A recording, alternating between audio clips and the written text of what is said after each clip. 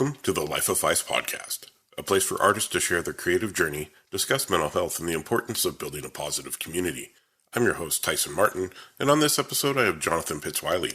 Jonathan is a Rhode Island native and a 2007 graduate of Yale University. He is a portrait photographer whose work seeks to reflect the beautiful humanity that exists at the delicate intersection of captivating strength and relatable vulnerability. Jonathan has been the artistic director at Mixed Magic Theater since 2010 and has spearheaded many of the company's productions as a director, writer, and actor. Some of those production credits include August Wilson's Fences, The Spirit Warrior's Dream, The Baghdad Tale of Romeo and Juliet, Moby-Dick, Then and Now, and Misery's Fiend, Frankenstein by Ricardo Pitts-Wiley, The Tempest, Art of Attack, King Lear, Great Holiday Traditions, and Dutchman, which was awarded a Top 10 show of 2017. Jonathan is not only a friend, but he's an amazing artist, extremely talented, and we had a fantastic conversation. Thanks for tuning in, and let's get to the show.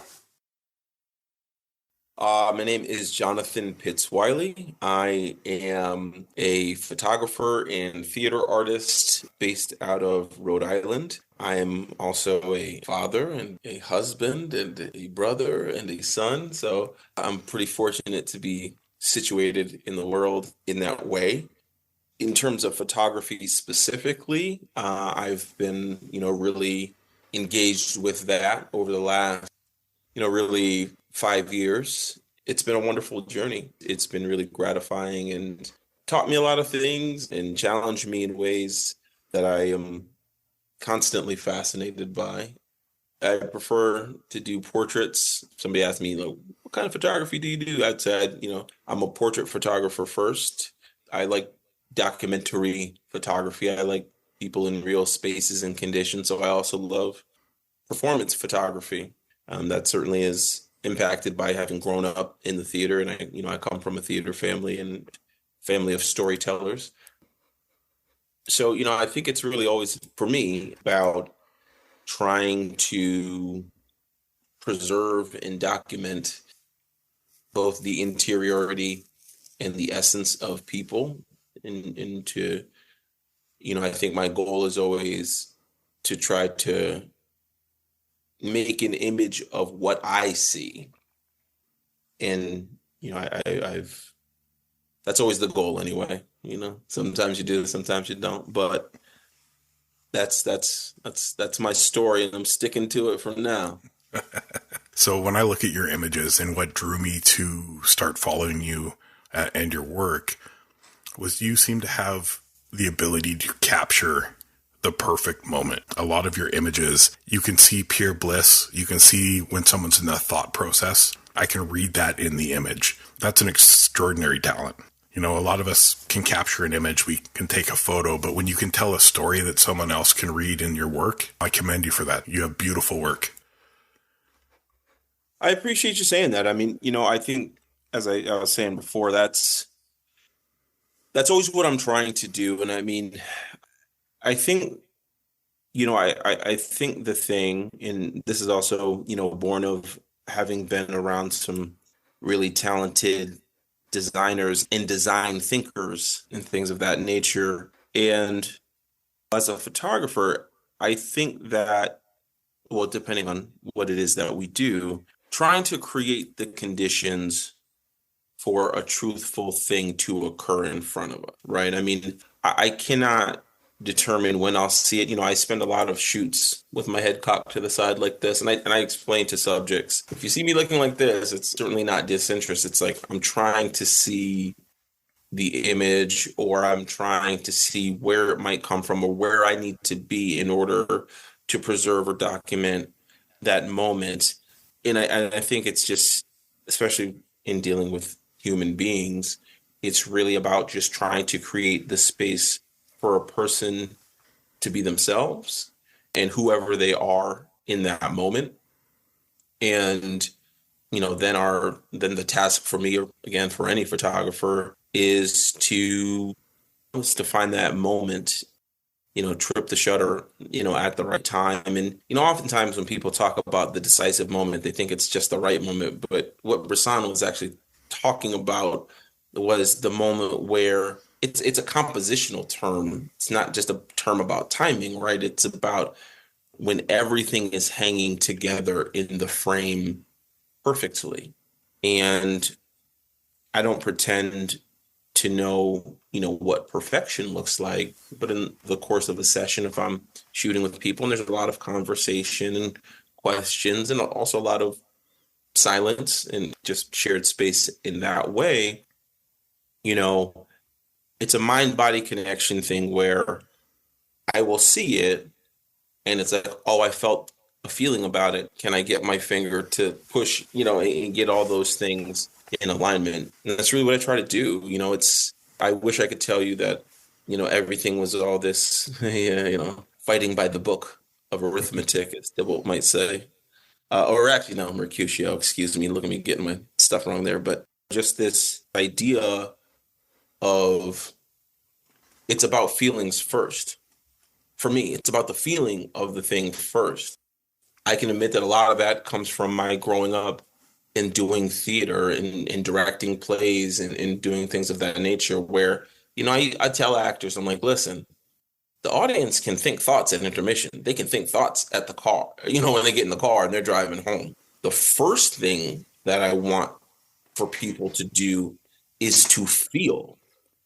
I am one of those people who believes we are feeling creatures that think, not thinking creatures that feel. And so I try to, I don't know if it's create work that makes people feel, but I certainly share work that makes me feel. And then, you see who taps in or who doesn't, I guess. That's what I noticed. And that's why I have that little go back and forth before I start the podcast is I don't want to go into something where, you're just like, oh, hey, for the first time ever. Yeah, sure. When you first start, do you kind of have a dialogue if it's somebody new you haven't worked with, whether it's photography, an actor, somebody in the theater, which your portfolio and the things you do, the acting and directing and theater, and it's incredible. Like you're not just a photographer, you're an artist on so many different levels. And, right. I try to give myself permission to be that, and to not be one thing. So even I can be my own hardest critic. It's like, well, am I this or am I that? And even I have to remind myself, it's like, I can be any of those things. I think when it comes to portrait subjects, I always ask 3 questions before the session, and they are kind of icebreakers. And I'm always just frankly fascinated by how people will approach. And, those questions are, how do you see yourself? How do others see you? And how do you want to be seen? And then in addition to that, especially for first sessions, I often have people bring like a little tote bag of biographical materials, things that are important to them, totems, artifacts, things that are special, things that help to tell their story. Whether or not they get incorporated into the shoot is beside the point. We don't even necessarily always get to the 3 questions, but it's really about, again, creating those conditions for a person to feel seen, to feel comfortable, and things of that nature. With actors, and I just had the really good fortune of directing a production of One Flew Over the Cuckoo's Nest at the Community College of Rhode Island. And one, it was just a really tremendous group of young actors and a great production team, and felt very supported by the department and all that. So that just makes the job easier. I think with actors, it's similar but not identical in that, one, I try to create the conditions for truthful things to happen, but I also try to create the conditions or the space for people to feel titanic, to feel gigantic in what they are doing, whether you have a big role or a small role or anything in between. The act of going out and performing in front of an audience takes a great deal of courage and many things. And so I think I try to instill a sense of confidence. And even I say to actors and people, whether I was coaching lacrosse or acting or directors, it's all so very similar. It's just, I say, don't let your humility, don't let your arrogance exceed your humility. But very well said. But I don't believe that your arrogance needs to be down here and your humility needs to be up here. I really think it's just like, don't let the arrogance get over the humility. But if it's just right under it, I'm fine with that. You have to believe in yourself. You got to have some dog about yourself, because the thing that we are doing, whether it's making a photograph and putting it out in the world or doing a performance and putting out into the world, it takes courage. You gotta be a little nuts to even do it, to take that risk. And I would always rather an actor or a subject risk from a position of feeling supported and confident. And I tell them, like, listen, you step off the cliff, you're going to fly. Step off the cliff and you'll fly. I know the ground's down there. I know it. But, just trying to put that into two people or create the conditions for them to believe it, because then they start to take ownership of what it is that they are doing and starting to feel connected to it in a way that for all their own reason, and not, well, Jonathan needs me to do this, or no, it's like that sense of, I do have a story to tell. I do have something to say, whether it's visually or in the theater, which is, is ultimately a discipline for the ears, and people feeling that like they're standing on their own too, And again, I think as a photographer and as a director, our job is to empower and guide and empower. It's cyclical. Guide and empower and guide. I think to think otherwise is counterproductive and stifles creativity, which is no good. How are you going to stifle creativity in something that is inherently creative? And so I just try to, I think with directing especially, instilling a sense of expectation. It's not about you're great just because you showed up. It's you're great because you did the work. You're great because you poured it into yourself. You did the things. It's not greatness just because greatness has never been given out. I've never seen greatness given. I've just never seen it. Yeah, it's greatness is earned. It's earned. It's embraced. I bet when you're working on a theater production and you see it click, or even with a model, you see it click when you say, I just want you to give it your all. You deserve to be here. And it clicks. You get the best performance. You get the best model. Even as a photographer, our job is to uplift and give them the comfort level that they feel they can step out of it. On a practical level, like even if we're being cynical, creating those conditions is more likely to give me the thing that I want in terms of the images that I want to see or hope to see. Like, why create a condition where a person doesn't feel comfortable, doesn't feel seen, doesn't feel valued? Like, I'm not saying incredible images have not been made in those conditions, but I would simply offer, imagine what they might have gotten if the person felt seen and safe and confident. Like, possible you would have gotten better things than that. So art under duress and things of that nature, it's already enough pressure. So it's not like saying the conditions I create make things stress-free. I can't say that. But in a certain kind of way, it's like, this is already hard enough. And this could be life in general. It could be a photo shoot. It can be a theatrical production. It could be a sporting event, a game. It don't matter. The stress is there, especially if you give a damn about what you're doing in any way, shape, or form. So trying to lean into the beauty and the joy, actors, sometimes say, or even a subject will sometimes say, I'm pretty nervous. And I'm like, I think nerves are just proof that you care about what you're doing. They're not only that, so I don't want anybody to hear that and think I'm diminishing nerves, but I think in a lot of creative outlets and others, nerves just prove that you care. I don't get nervous about things I don't care about. I just don't. I'm just like, it's going to be what it's going to be. I don't get nervous about it. In fact, I get like, well, just when is this over? I'm nervous about not knowing when it's over, but So Jonathan, did you have a mentor growing up that kind of instilled this same philosophy? Most directly, I would say my parents in general and my father in particular. I think as an adult, I came to understand how much my mom and I are actually very similar, and she is a constant source of wisdom and a confidant and all of those things.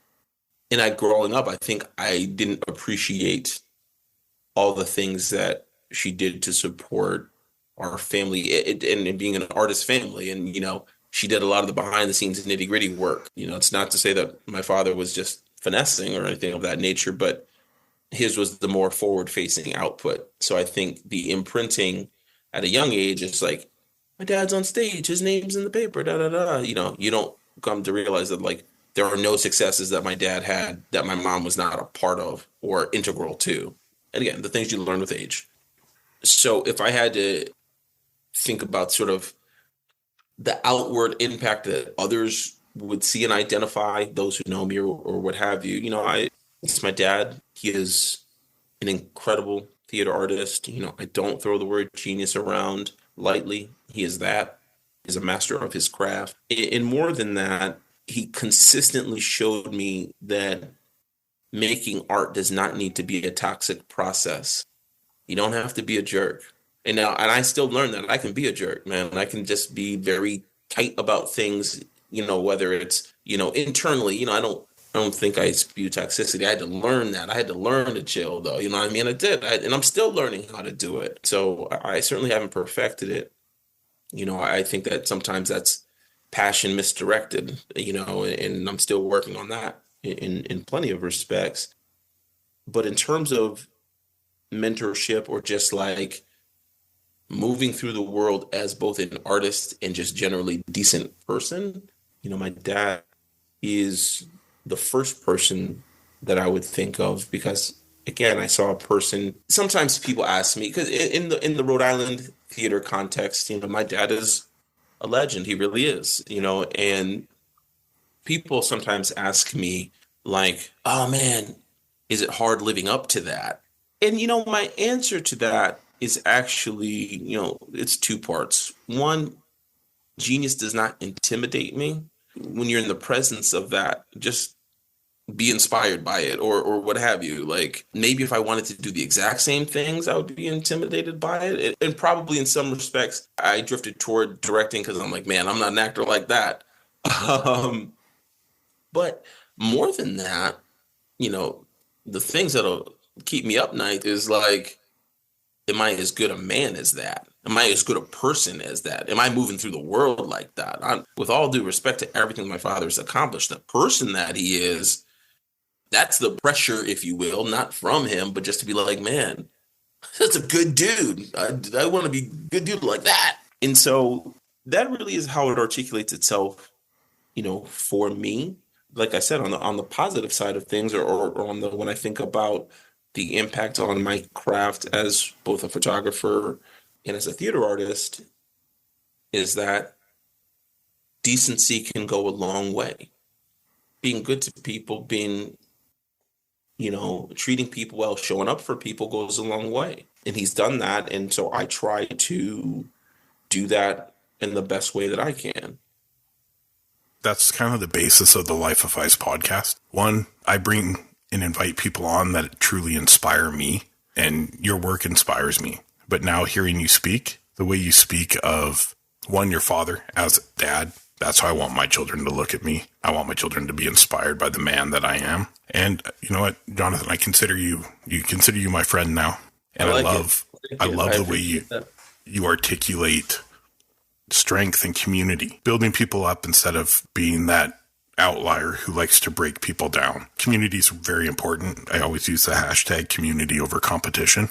In your space, I mean, I read here that you work in the mixed magic theater. Yep. And that's where your wife works there as well. So you get that family bond. Was this something where your dad performed or?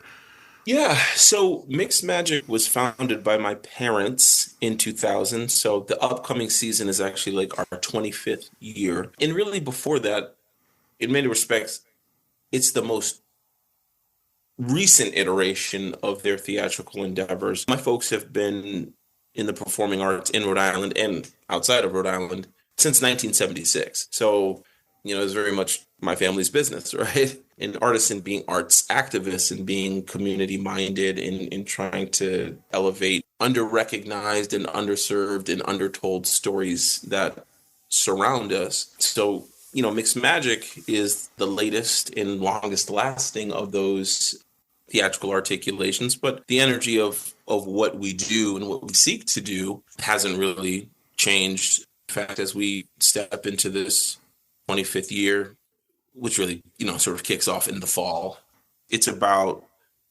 who else can take on this work and do it? And, are we developing and preparing people to be able to do that? And on a very practical level, the Black and brown and indigenous BIPOC, as folks are using, theater practitioners, there's a dearth of that still, in 2024, because that's multi-generational harm. When you cut arts funding, when you cut funding for public education, so like the avenues for access get cut off. I knew Black people could be actors and make a life in that because I was born into that. And while, I joke with people, I'm special for a lot of reasons, but that shouldn't make me special.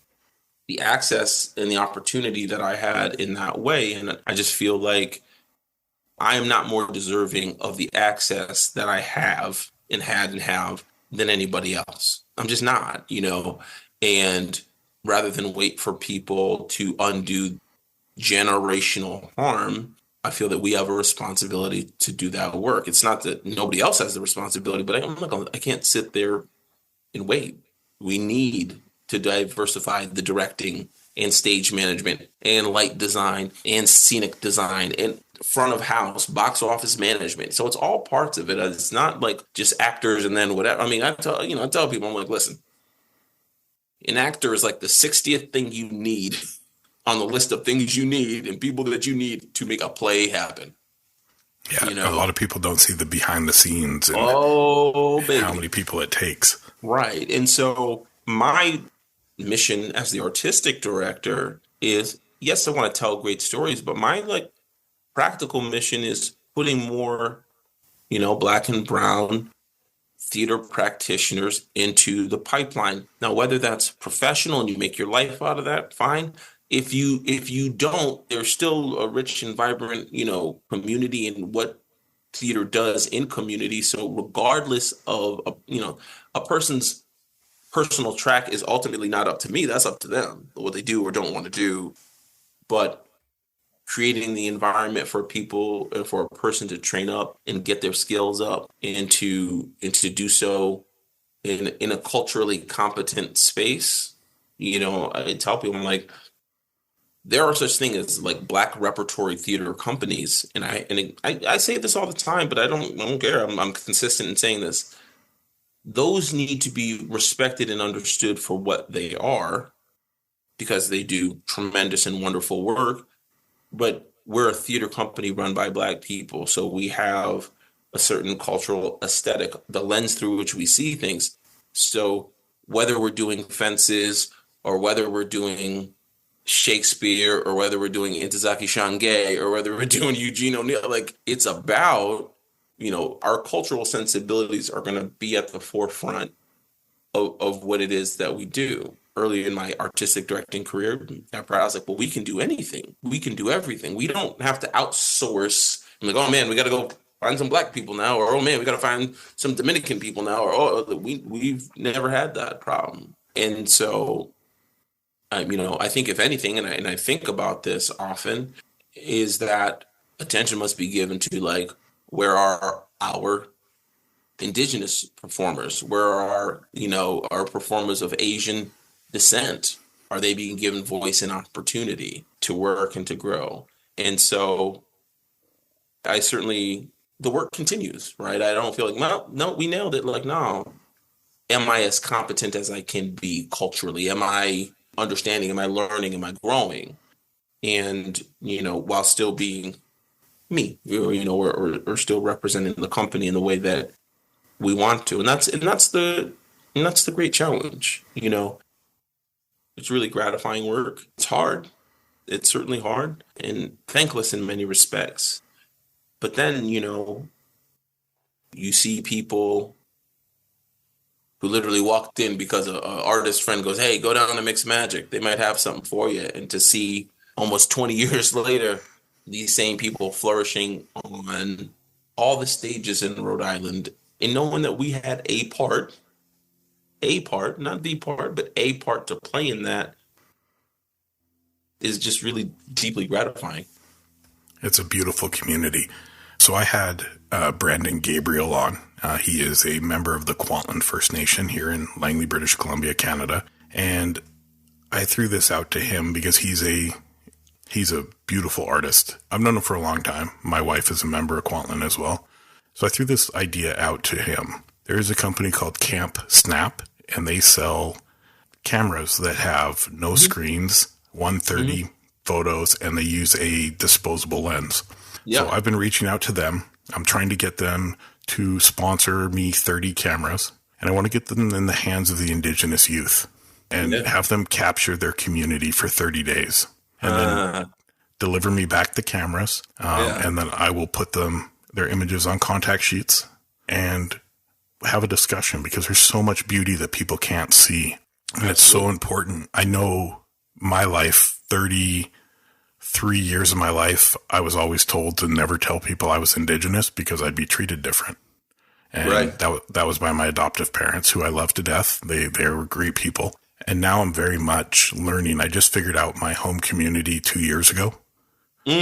So I've been learning where I'm from, my cultures, and I'm trying to really push for people of color, indigenous people, to have an outlet, to have a place where they can tell a story, whether it's singing, dancing, beading, carving, painting, theater, photography. So my question to you is, if I can get this going with these indigenous communities, would you come on and help me critique and try to grow their passions? So like they would submit photos for us, and then you and I could sit down and we can discuss their images with them and just give them some positive feedback, so they learn to be proud of themselves and proud of where they're from. The youth today are so not proud to be indigenous. I'm not super connected to the Black community, but I'm assuming that they all feel the same struggles, It's many of the same. And so to first answer your question, the opportunity to encourage people in this craft, I always welcome those opportunities. I love to teach what I've learned, to be inspired and to try to inspire others. So the short answer is appreciate that.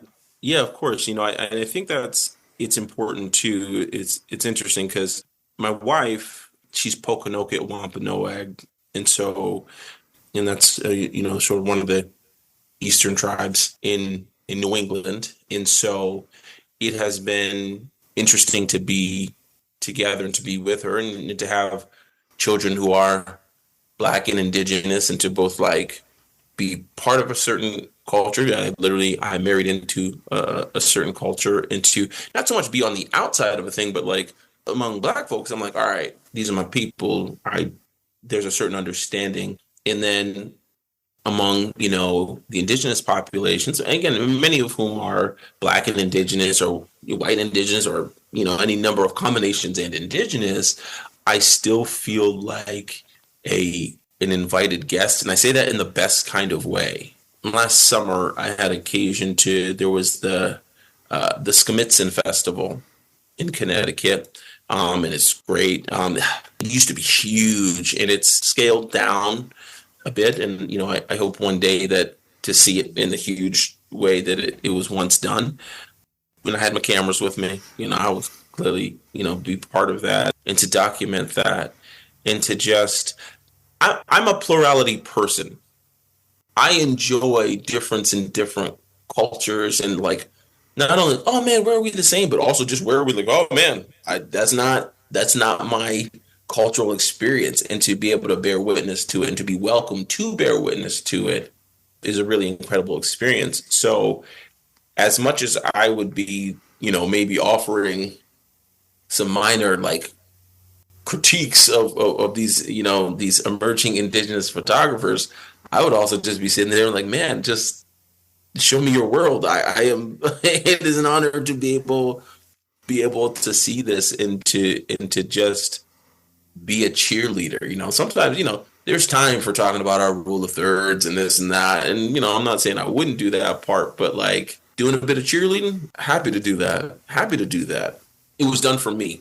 It was done for me growing up as an artist. And, again, came from a very supportive family in that way. And even in the more contemporary sense of photography, I have not experienced barriers to entry. That doesn't mean I haven't gotten everything, but when I've wanted to learn or wanted to know, I have been so fortunate to be in the presence of people who were willing to share their knowledge and their time. And that's invaluable.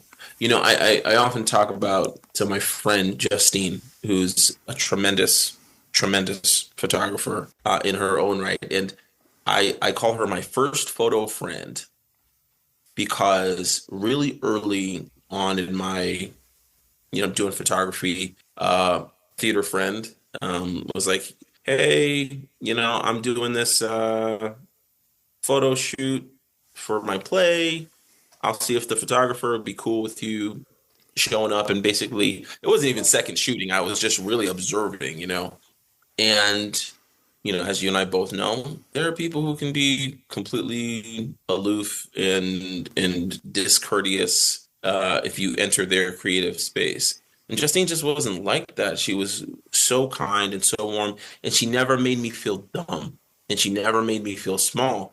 And that was certainly at a point in time, just in the timeline, where she could have crushed me or broke my spirit. And some people, you say, well, be tougher than that. But you know what I mean? When you're first starting something, it's not that you don't need feedback, but having somebody crush you is hard and hard to deal with. And she absolutely did. She, far more experienced than I was, but just made me feel so welcome. And so from that particular encounter, and she's still the homie to this day, we make all kind of work together. It's wonderful. But from that encounter and others like it, I feel a devout responsibility to do the same for other photographers who were, where I was. I do not have the right, not that anybody ever does, but especially if you're a young cat or you're just starting, I don't have the right to diminish your work. I knew there was a reason I was drawn to your work and the way you portray people on the screen. Is I love the fact that you're willing to help. And so many people want to gatekeep. They want to keep people from exceeding and excelling. I don't believe in that for a number of reasons. One, it does not make me better.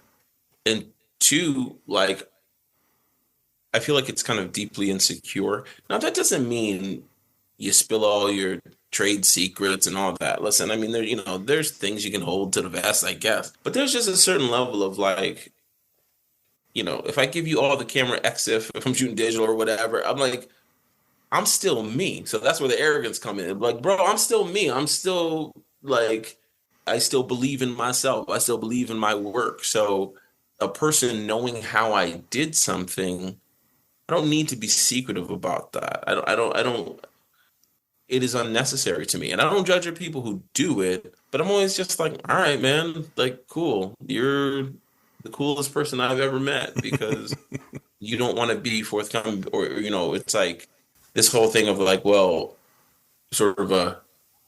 you got to suffer like I suffered, and I'm I don't know that that's necessary.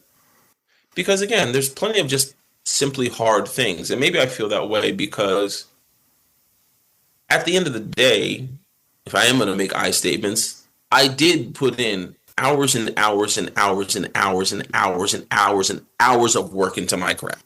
I know 100%. I did that. I did that. I do that.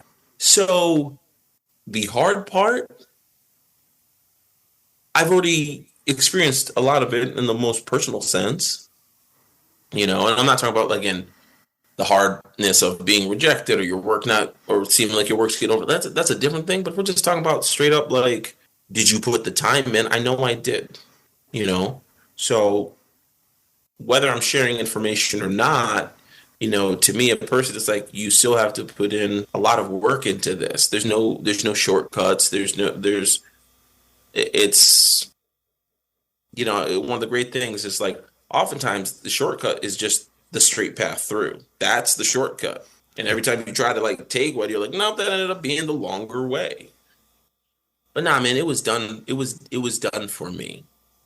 People being generous with knowledge, with gear, with so who would I be to not be that for someone. Now, maybe if my experience was different, if I had doors slammed in my face all the time and all that, and I really had to get it out the mud, maybe then there could be a justified thing. But even then, that doesn't make sense because it's like, wait, so you want another person to experience that? So either way, it doesn't really hold water for me, but it would just be spiritually irresponsible for me to conduct myself in that way, And also on a simple level, I love photography. I love to talk about it. I love to talk endlessly about it, for those who are interested and those who want to do that. I'm like, yeah, love it, love it, love it, love it, love it, love it. So sometimes it's also easy because I'm like, oh, we're talking about photography. I'm in. Like, what are we talking about? So maybe critique. I don't like that word. I just couldn't think of another word.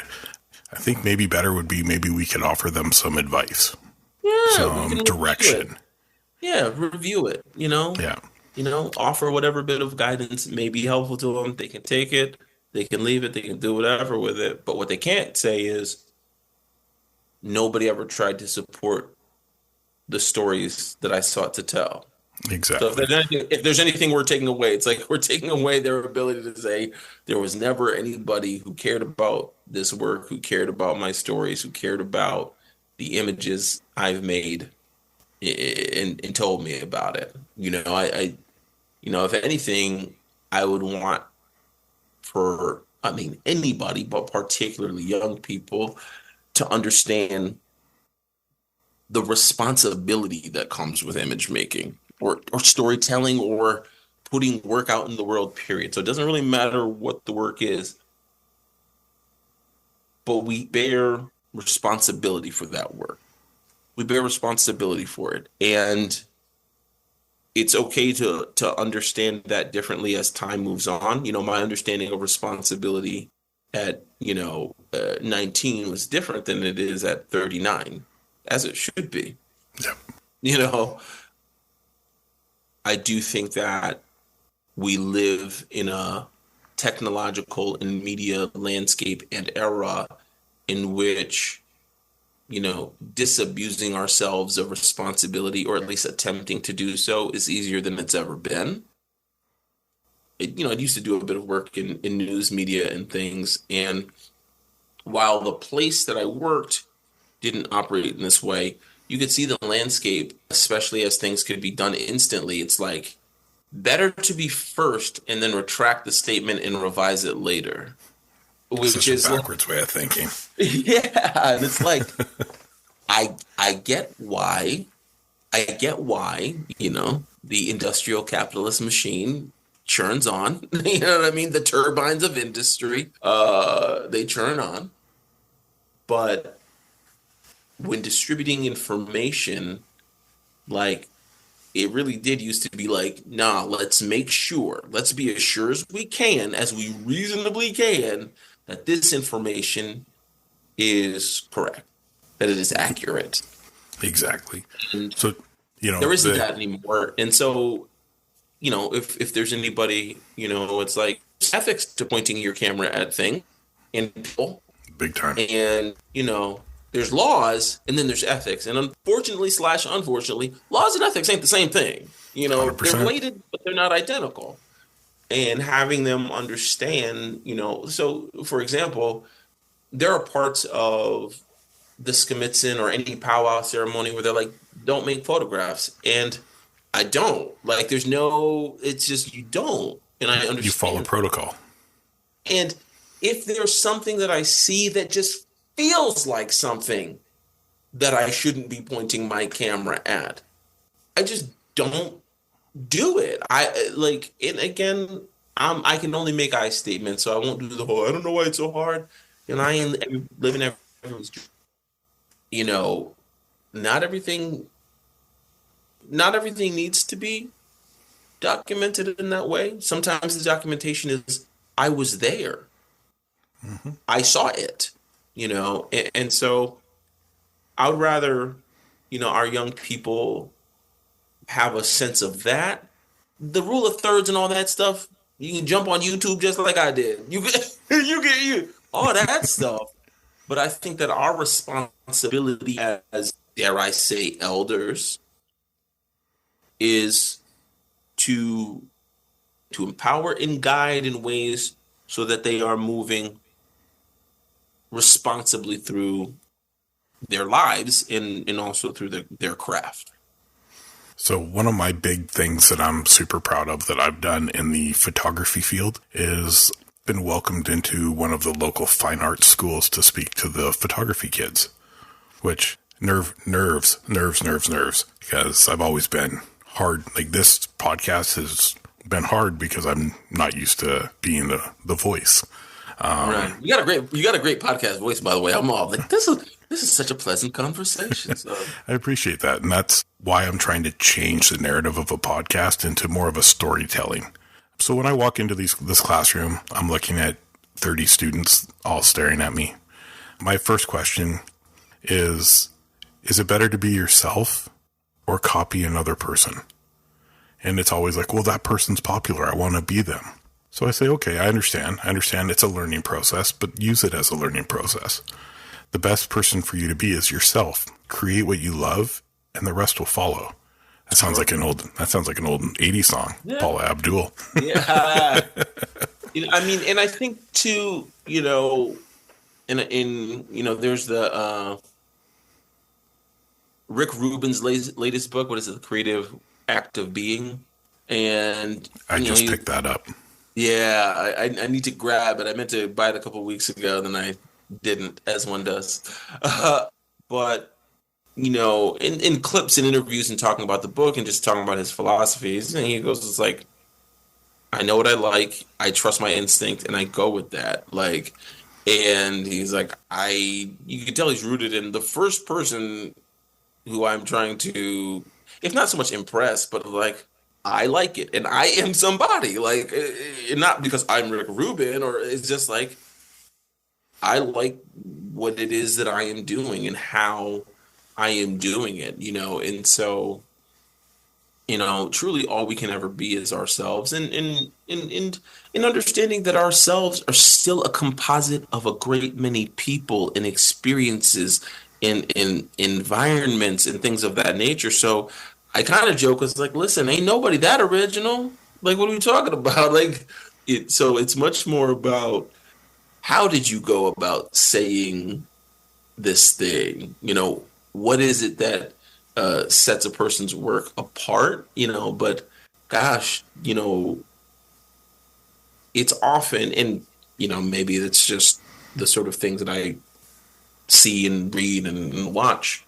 People who are really good at something, the ones I find myself gravitating to is like, they'll name all the people, or all the people, like, who's really awesome, this dude who, like, like, and even dare I say the geniuses among us, I find myself, I appreciate the ways in which they're often pretty complimentary, or a bit like, yo, this dude over here, or this lady over here, or this person over here, and just acknowledging that they didn't just, divine this from thin air.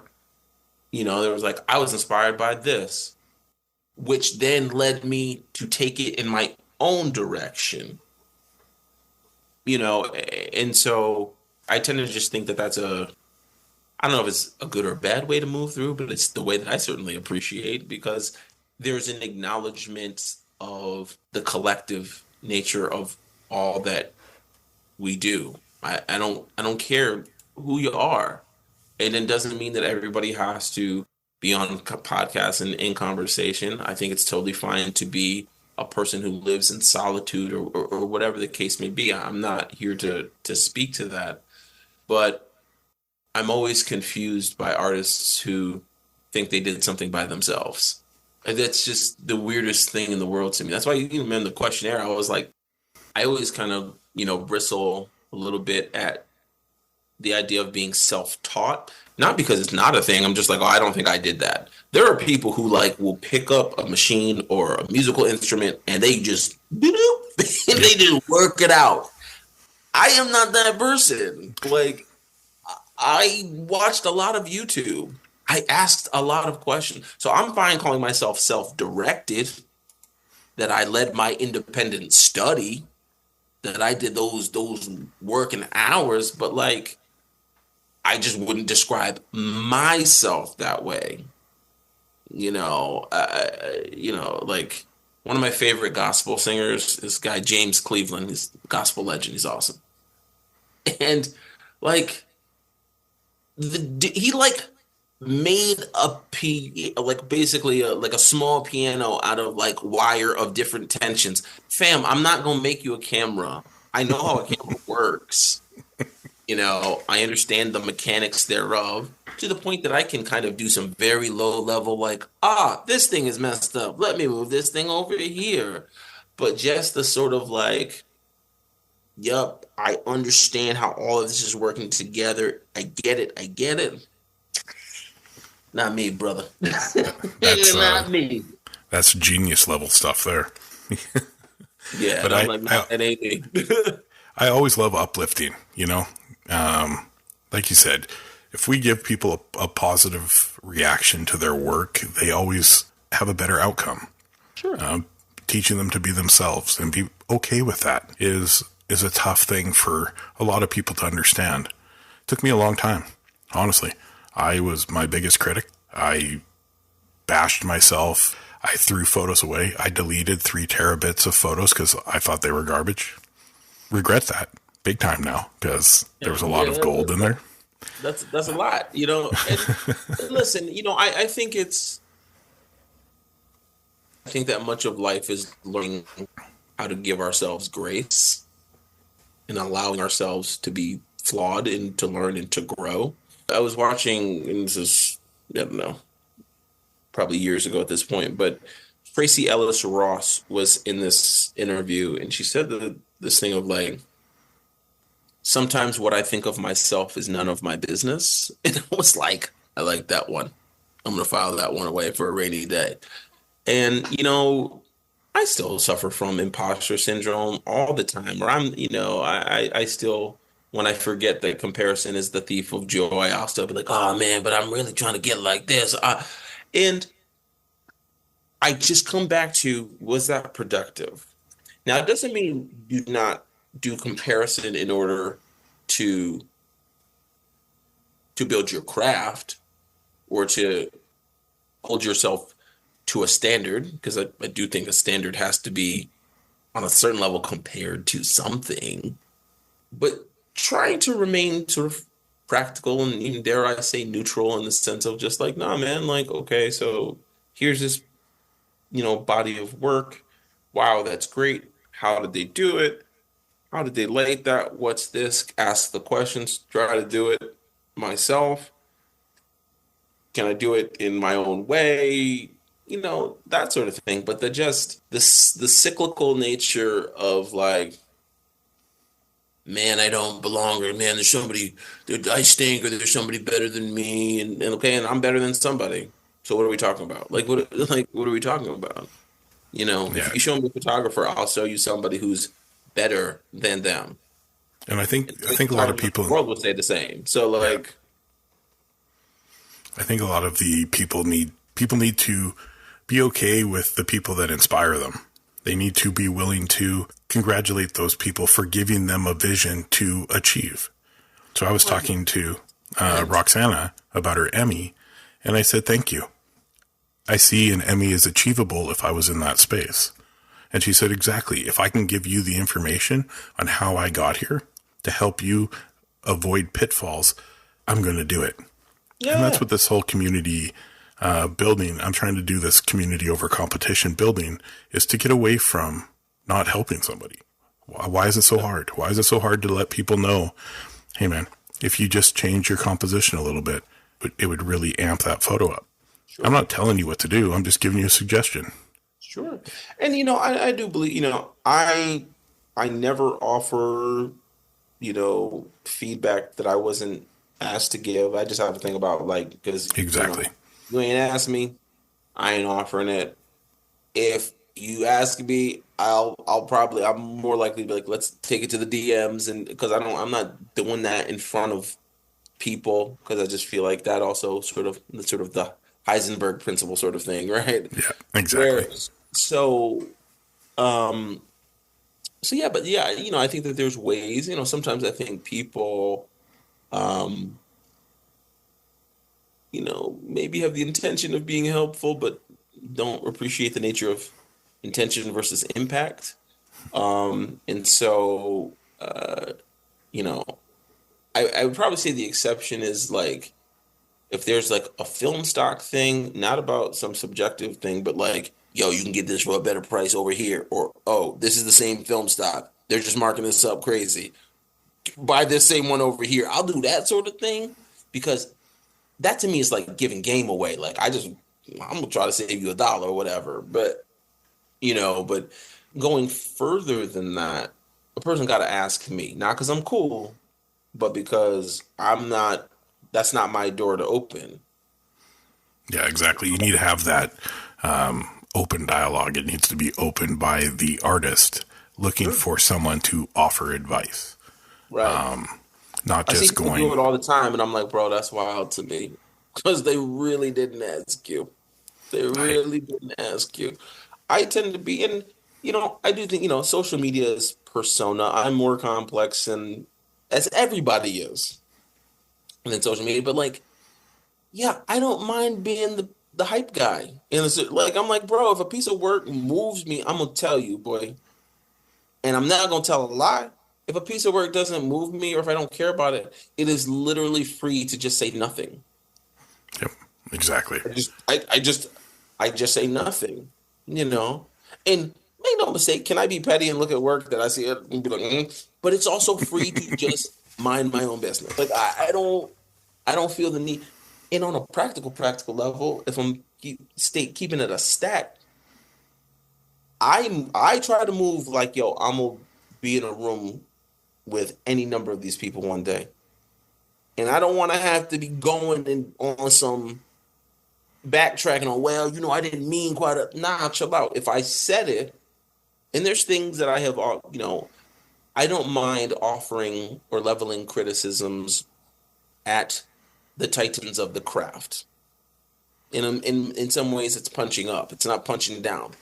If you were able to buy a second home off of this craft, I feel that not that you should situate everything in an economic framework and context. That's also not good. But basically, if you have enough skin in the game for a long enough time that your work is influential and consequential, I feel I can speak to, oh, hey, I find it disquieting that you're continuing to get work in an area or skill set that you don't possess when I literally know of people who can do that better than you.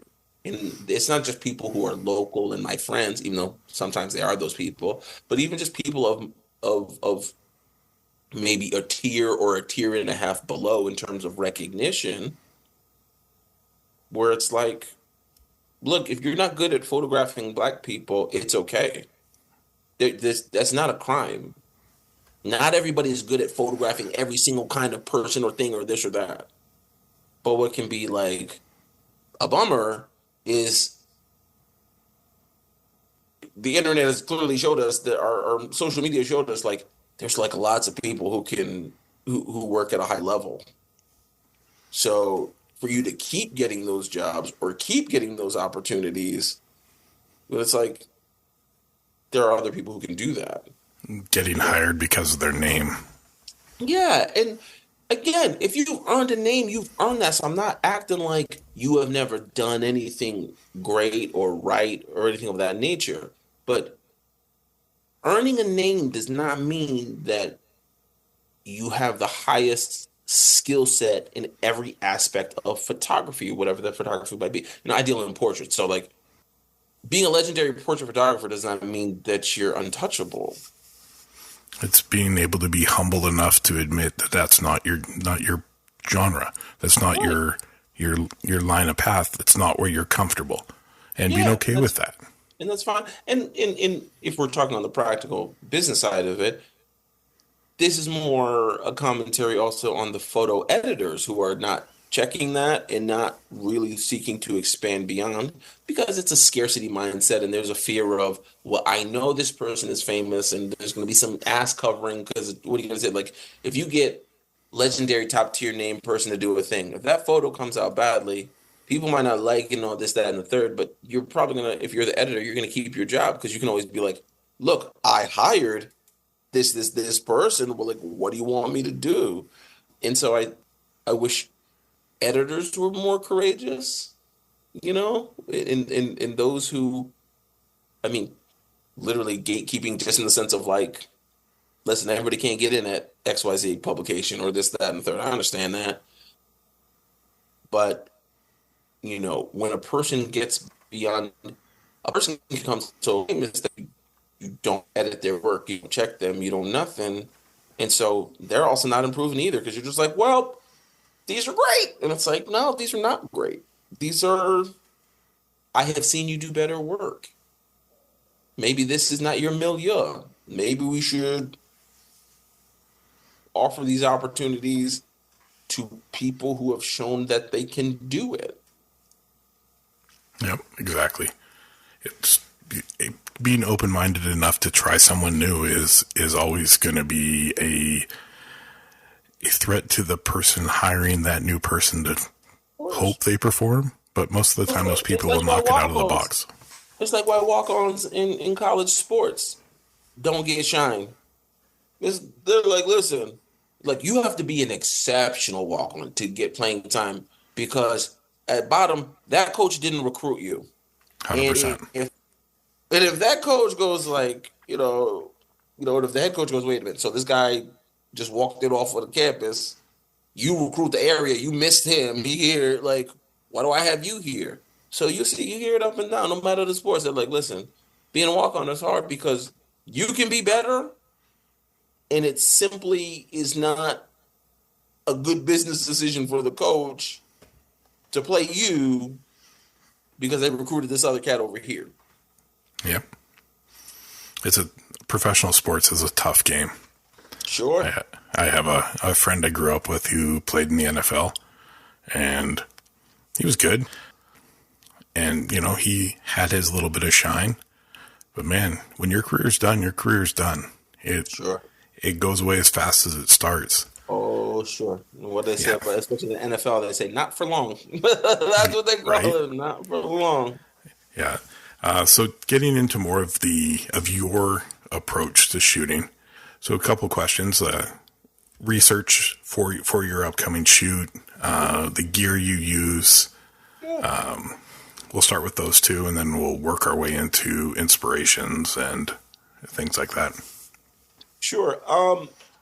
So in terms of research, it is, I would say, like, mostly, unless I already have the idea in my mind. Now, if it's like a personal project or just something, or sometimes it's as simple as you just have an interesting face and way about you.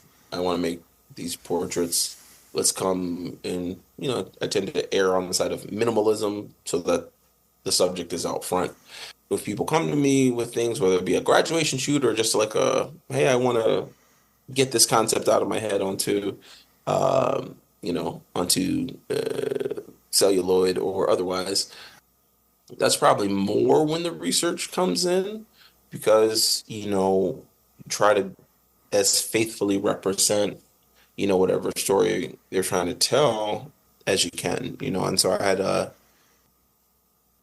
this is a few months ago now, a dear friend of mine, who was just an incredible portrait subject, and very smart, getting a PhD in Afro surrealism, just a very cool person, her name is Melaine. And it was like, hey man, I want to do something for my birthday, and sort of,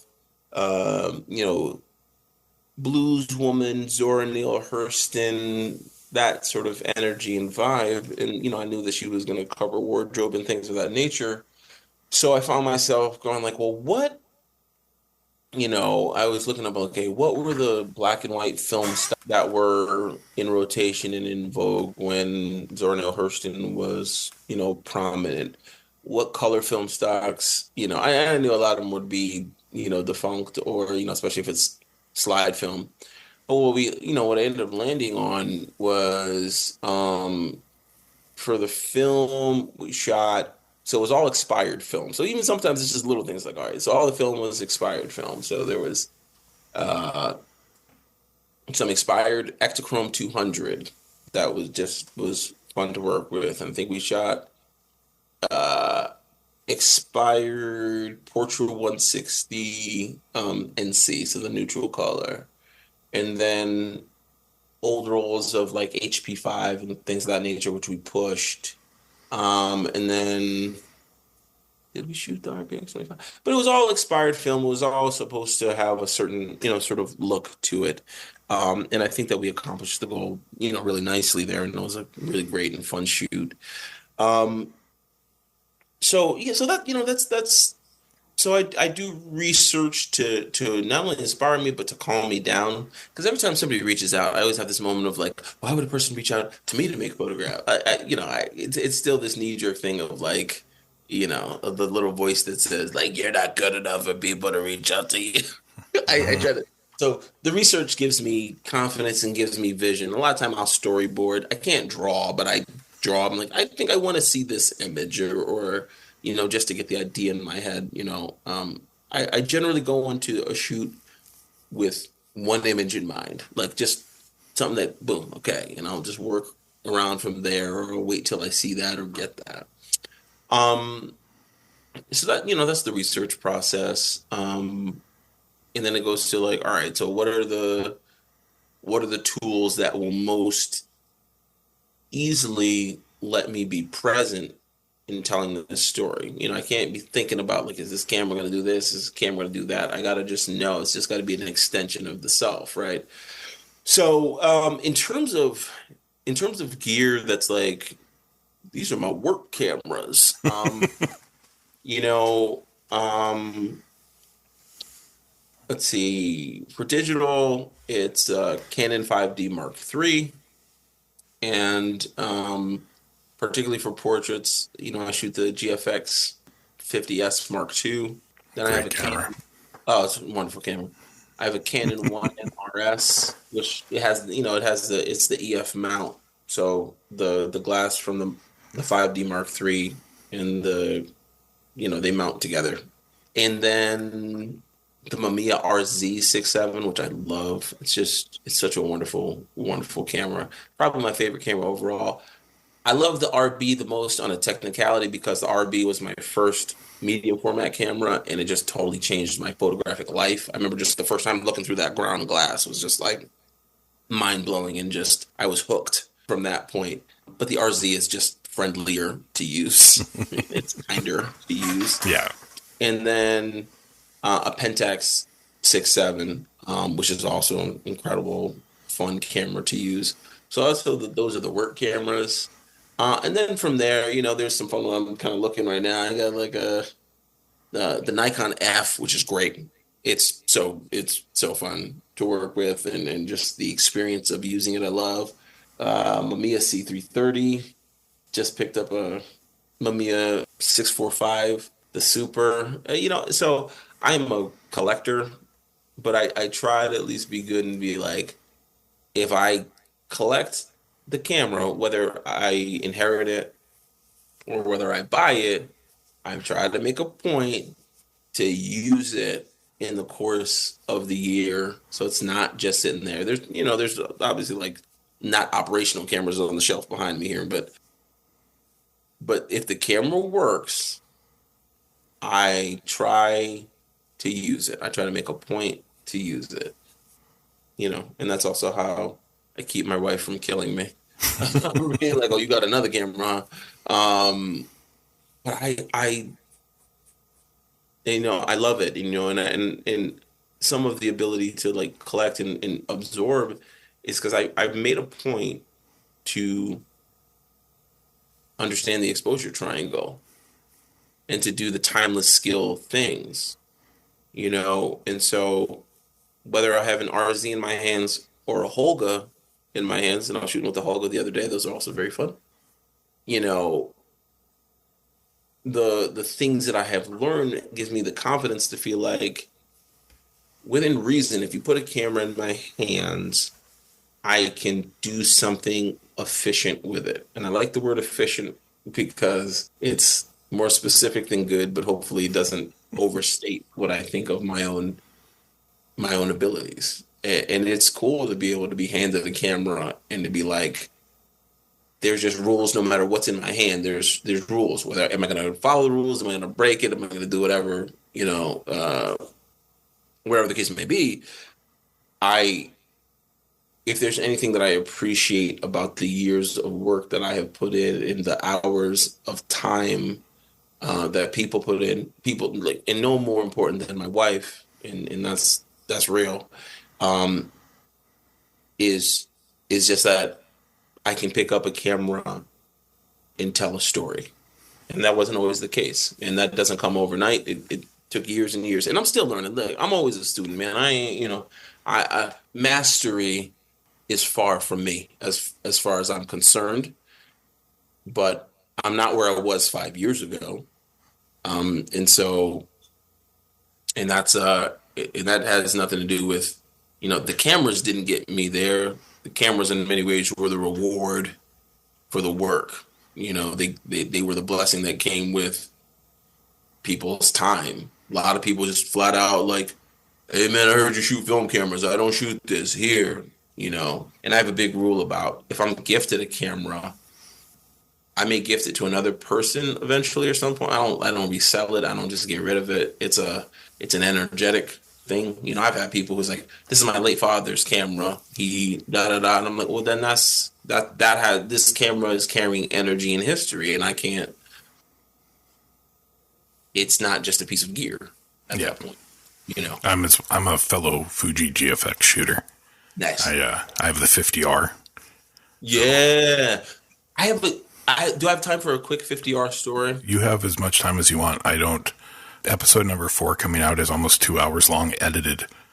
Nice. So this isn't about cutting you off at an hour and being like, oh, we're done. It's okay, cool. I want the story to just continue because we're building our friendship, future work relationship, and I want you to be like, reach out to me. Hey man, I got this really cool project. You want to talk about it? And then I want to do shorts with the people that are part of what will consider my inner circle. So if you have a project that comes up, reach out and be like, man, let's do this. And, we'll throw something together, 30 minutes, whatever it is. And if I can find ways to help support your theater and things by letting other artists know, that's what I'm here for. So yes, you have as much time as you want to talk about the best camera Fuji ever made, the 50R with the worst autofocus. The worst autofocus. So little backstory. If anybody has ever appreciated my portrait work, they need to thank Kim, my wife, because she sat the most, and after work, after hours, all this stuff. I mean, we got kids and all this, so sometimes, man, we could really shoot from like 10 to 1 in the morning, and all the stuff that I was shooting was not gold. Let's put it that way. And so at this point, Kim has sat for probably over 10,000 portraits between film and digital. And that's not a made up number. It's 10,000. And, one of the things about it is that I learned to develop my craft with somebody who does not prefer to be photographed. She supports me and loves me, but Kim has literally asked me twice, like, hey, can you make a photo of me? And it was always like for like an ID photo or for like a headshot. I was like, I need this for work. Like, no. Kind of like make portraits of me, but she's hung in there and she's a tremendous portrait subject. She's beautiful and an incredible musician. So it's just, again, I don't really take losses when it comes to Kim. She's awesome. But so we're making all this. And so my buddy had a 50R that he let me borrow for a couple of days. This is a couple of years ago. And we shot with it. And I'm not even kidding. It's like the only camera that Kim has ever been like, ooh, I like this camera. I got like 30 cameras up and down this house. Only camera. She was like, ooh, I like this camera. So in my mind, I was like, I'm going to have to get one of these eventually. And so fast forward a couple of years, I had a friend who gifted me a a Hasselblad 907X. Incredible images, not the best user experience at all. Enough for me to be like, I'm going to, I asked their permission, because again, if I get gifted something, I'm not going to just flip it into another camera without, I'm just that way about stuff. So my buddy was like, yeah, I gifted it to you. It's fine. And I'm like, okay. So I sold it and I got the 50S Mark II. And again, photography has taught me so many lessons in different ways, whether it's on the technical level, whether it's on the sort of philosophical level. And so I get the 50S and or Mark II, and I immediately, like, it took me like a while to like kind of get into a rhythm with it, to the point that it's like, I'm going to sell this. I'm going to get the 50R. I like that camera. I'm a little more familiar with it, But I had to stop myself. And I said, before I decide I don't like this camera, did I try to like it? And it was really a lesson in, I kept wanting the 50S to be something it was fundamentally not. Even if they're similar, like the 50R and the 50S Mark II are different. One, they're different, but I kept just wanting it to do or be. And once I gave it an opportunity to be the camera that it is, I really, I was going to sell it. I was like, well, am I going to get 100? Am I going to get the 100, an old model 100, blah, blah. I was going through all this thing other than just trying to take this camera for what it is before I decide. Now, that doesn't mean if you do that you're going to always come and be like, and I love it. But I had to step back and be like, damn, I'm not even really trying. I'm just disliking it for what it ain't. Rather than trying to learn it for what it is.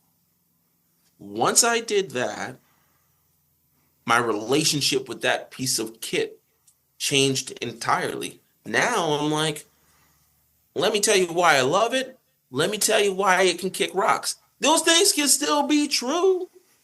I come to know, I'm like, if you're moving at more than, I don't know, a mile per hour, like, I know this ain't the camera for that. I'm like, nah, this is much more like it's a portrait studio. And I'm not saying only studio, they can be around with it, but like, things should be still. It's a take your time camera. And once I just was like, oh, right, because I still got the 5D Mark III, which can do the things I need to do quick enough and all that. Why am I taking a take your time camera in a place where things aren't taking their time? Like, that doesn't make sense. That's user error. Yep. And so once I started doing that, it's been a jamming little relationship with that camera. I do most of my portrait project work with it because I know that I'm like, nope, you're going to be still. I'm going to be still. You can obviously mount all kind of glass onto it. I can put my Canon glass on it. Chef's kiss. So I just extended the life on that glass. Pentax 6.7 glass. Chef's kiss. Gives it a nice patina. I bought the Mamiya 645 because I'm like, because another fellow photographer, awesome person, was just like, yeah, I'm selling the kit. I was like, the glass that came with it, I could have gone on eBay and for the same price gotten it. So I'm like, well, I'll get a whole camera kit. Like, what's up? And so I'm gonna get the adapter for that. And so it's just like, I gave it a chance and I took a step back from myself for a second. Like, what are you getting all jammed up about, John? And so again, the lessons that it continues to teach. I'm a hybrid shooter, but I prefer to shoot film. I am one of those persons. It allows me to be present in a certain kind of way, because I always like to say, I'm like, I won't know for at least a few hours, at minimum a few hours, if I did or didn't. So it just helps me to boom, move on. And even shooting as much black and white, like 35 millimeter or 135. There was a funny little thing in the threads the other day.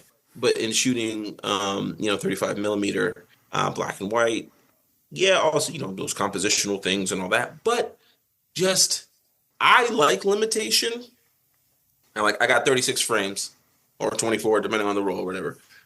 I'm a 36 person because if we're going to do it, let's do it. Or in 6x7, which is my favorite in medium format, that's 10 shots. I was seeing on Threads the other day, a guy who I follow, and I like commenting that, like, it is absurd that people think that limited shooting makes you a real photographer. And I agree with that because, like, what are we even talking about when we say real photographer? I do, however, think that limitation makes us better, especially when you're starting out. So, I did a photo mentorship with somebody at another theater last month, or over the course of the last month. And I was like, we're going to treat, because they had a Sony A7R or one of those, and that was, through the theater they had it. So that's the camera they had. And I said, for the purpose of our instruction, I need you to think of this thing in 36, in limitation. And so I said, you're going to treat this thing like a Pentax K1000. This camera is far more powerful than a Pentax K1000, but the K1000 is one of the great workhorses in camera history. And so we're going to learn this camera with Pentax K1000 limitations, because one, a lot of these cameras do far more than you're ever going to need. And it just helps to focus you on what is actually in front of you. Oh, you want to, and again, we're keeping autofocus, you manually focus sometimes, but keep autofocus. That's a great tool. But there's some things where it's just like, that's just too much camera. Or you have a 50R and you miss autofocus all the time.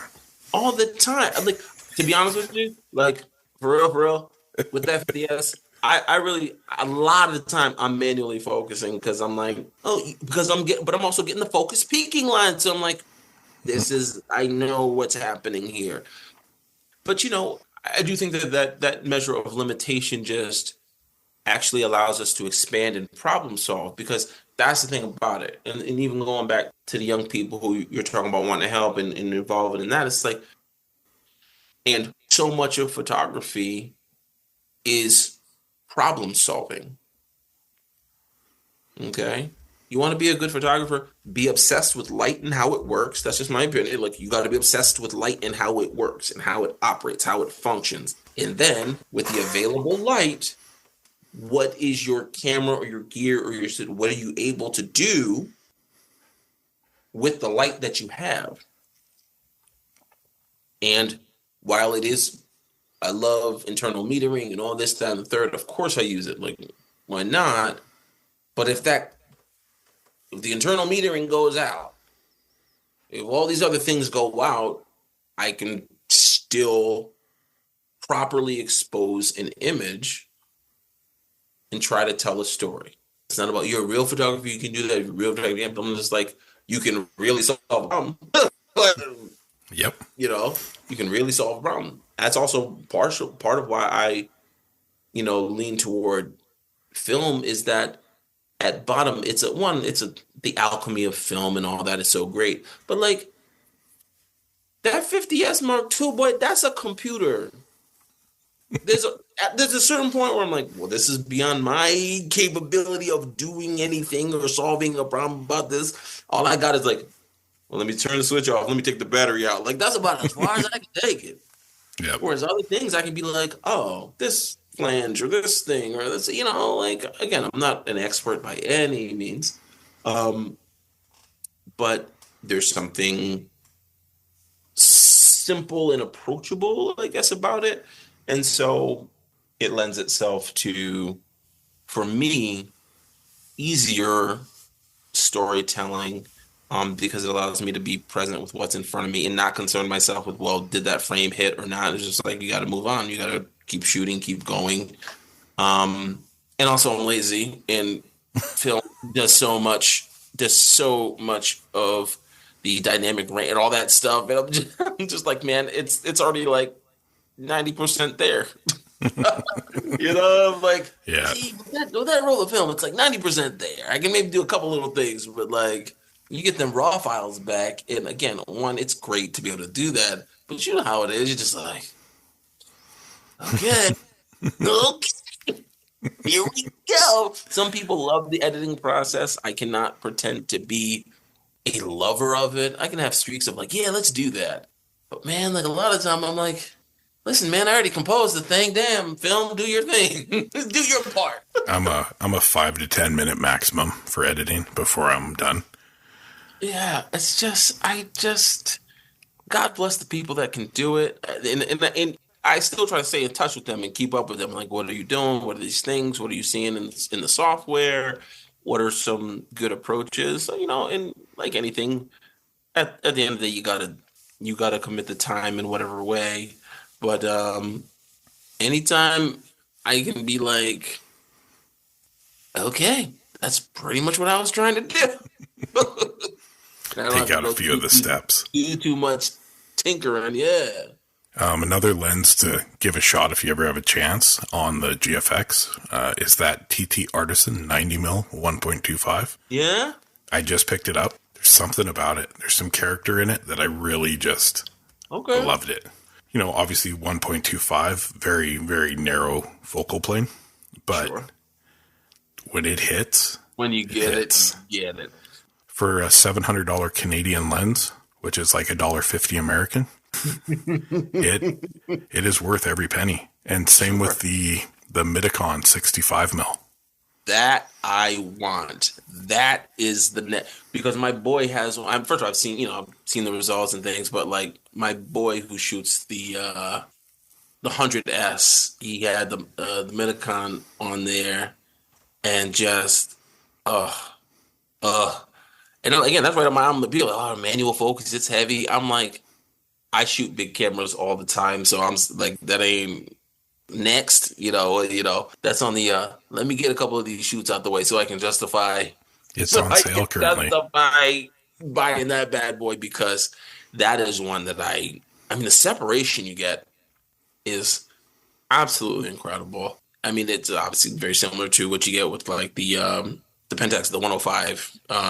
2.4, and it's just that Mitacon is square biz. That lens came with my GFX 50R, and I was like, oh, it's heavy, it's not what I want. I want a GFX native lens. So I traded that lens for a 63 2.8. Yeah, and have kicked myself ever since. I have the 63. I would even dare say it's like really good. I really appreciate it on the 50R, and maybe it's just because that's the one that I had when I first was introduced to the GFX system. The 63 is really good in serviceable and all that, but like, I'll be honest with you, man, like the Fuji glass prices are bananas, and I can't justify it when I'm like, because I have the I have the EOS system, so I have EF glass, and I got the Fringer, I don't know if it's Fringer, but like the smart adapter, baby. I had it on the XF system for EF glass. It works. It's legit. So I'm sitting there, I'm like that, and then I got my, the legacy glass, as they call it, for the analog cameras and things, and I'm like, hey, dog, right now I don't have a reason to buy any native Fuji glass, and that's not on a hate. That's just an economic, like, I don't know why I would do that. I don't, I've really been enjoying just kind of playing around. I got a little adapter for the Pentax K-mount glass, like for the GFX. How does that work on there? Not bad. I only shot like one time. It was literally just testing it out. And it has that character, you know what I mean? And so I got to shoot it more because I was kind of like missing focus a bit, but I was also kind of going quickly because I think I had to parent or something, you know. It's like I was like, Darn oh children. yes, hold on, children. But you know, the when I was out, we were out at the like dog park or something, and it does have like a certain different quality, a certain warmth to it that I really love. And what I liked about the EF, what I like about the EF glass, one because it's kind of that it was literally between when Canon was going from film to all digital and things. I put that 40 mil 2.8 pancake lens on there, and like it does not vignette like it's like you got to be sort of picking nits to get in the corner, but it's not like a oh man the vignette is wild on this. And then so from the 50 up is great. I had the 100 millimeter macro on it. I'm like, oh man, like I said, I'm like, listen, I have a whole other system glass right here. Like, why would I be like, oh, get a native mount? Again, for what that camera is, and it's great for portraits, and portraits are about being still. So I just don't have a real reason to get the Fuji glass, because maybe if I was trying to shoot it for like events, and I've tried to do that before, and I was like, oh, this was a mistake. Like, this is a mistake. I'm gonna shoot this. I'm shooting that 5D Mark III till the wheels fall off. I don't care. Like again, obviously the GFX is mirrorless, but I don't have like a strong desire to be like I got to get into the R system. I'm like, yeah, it really is. Use the gear you got until you outgrow it or until you understand what makes other gears. But I do always hate when people like you see people using like $30,000 phase one cameras. Like, doesn't matter the gear that you use. It's like, yeah, the whole thing. Say the whole thing, because there's a reason why you're using a $30,000 phase one camera. Don't insult people, please. The whole thing is, it is true. The best camera for you is the camera that you have, and maximize the use, squeeze the use out of that camera, and build your skills so you can come to appreciate why I'm holding a $30,000 phase one camera. Like, don't just say it doesn't matter while holding like most like gear that there is. Like, come on, man, stop it. Yeah, my daughters who got me into photography, my oldest, and she was a 5D Mark III shooter for the longest time. And then one day she called me and said, "Hey, Dad, guess what?" I'm like, "Oh, yeah, what?" She's like, "I just upgraded my system." I was like, "Oh, good for you. I'm proud of you." And I go, "What'd you get?" She goes, "I bought an R5. And I was like, "Oh, what lenses?" "Oh, I got an 85 1.2. "Okay." A 24 to 70 2.8. Okay. And I know that I was probably responsible for the upgrade, because I've always told her that, you've put in time, you've put in countless thousands of images in your FD Mark III, and you're investing in your future. This is an investment into your business. Yeah. So you have to look at it that way. Sure. But that R5 those images are crazy good. Oh, they're wild. The only thing that has made me like consider the R5, and ultimately I'm like, no, but like, is I run a theater, and so the fact that they can silent shoot, like the fact that the operation is just silent and crispy. I mean, I think Canon's color science is outstanding. I think overall, probably, I think Fuji's is the best. But I shoot both, and I am quite pleased with both. So that's the only thing that. Like, so when I see them in action, I'm like, oh, that's so quiet. My favorite part about the GFX is when you put it in trying to be silent and it goes clap. Oh yeah, that's always good. Thanks, thank you. This is not a stealthy machine. But yeah, no, like, love gear talk, and some people think it pulls focus from the image making. I'm like, well, it's part of it. You know what I mean? And I totally am fine with people who don't want to engage with that, but like, there are different cameras and types of cameras and styles, and this for a reason. And so, I think it's it's good to be fluent. It doesn't have to be a personality thing. It's just good to be fluent. It's good to enjoy the craft and the tools that make it fun. Right. Like the experience, and I'm not just saying it. The experience of shooting a Leica M6 is awesome. I borrowed one for a while from my mentor, who's an amazing photographer in her own right, and just was like, "Yeah, I got some M6s you can borrow." And I'm like, "Excuse me?"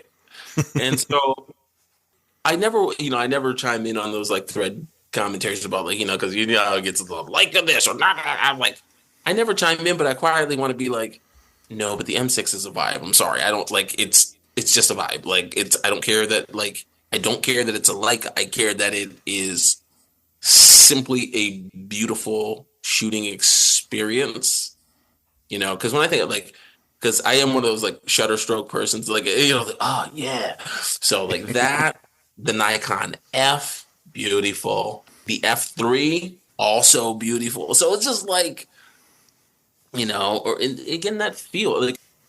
I very much am a person who's if I don't like the feel of a camera in my hands, I have a hard time. So even with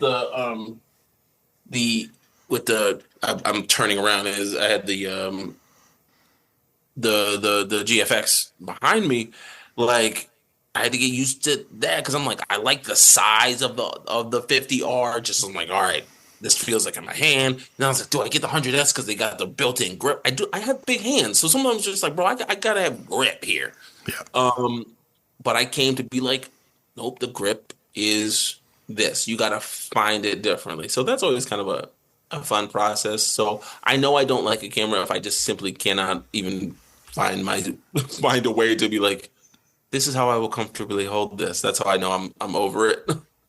This is my Ricoh GR3X, and I just got the teleconverter adapter, so it shoots 75 mil. Yeah. Hold on. Is that a detachable lens on that, or what? No, it's just a cover. Oh, the cap. I was about to be are they doing that now? It's funny. I actually want. I keep looking for a good little digital point and shoot, and but they'd be so expensive now, and I'm just oh Lord, because it's funny when people the X100V is pocket size. I'm a big man. It's not pocket size. I'm sorry, it's not. No way that's a pocket size. You're not putting that in your pocket. I'm putting that in a bag. So this is the hold on here. So this goes right on the front of the Ricoh and turns it into a 75 mil. So 75. There you go. It's still it's not pocketable anymore. You have the 40 on that because I have the 40. The mounted 40, right? Yeah. Yeah. So I tried in unsung focal length, by the way. 40 mil because it's a little more than 35, but not quite as much as 50. I love 40.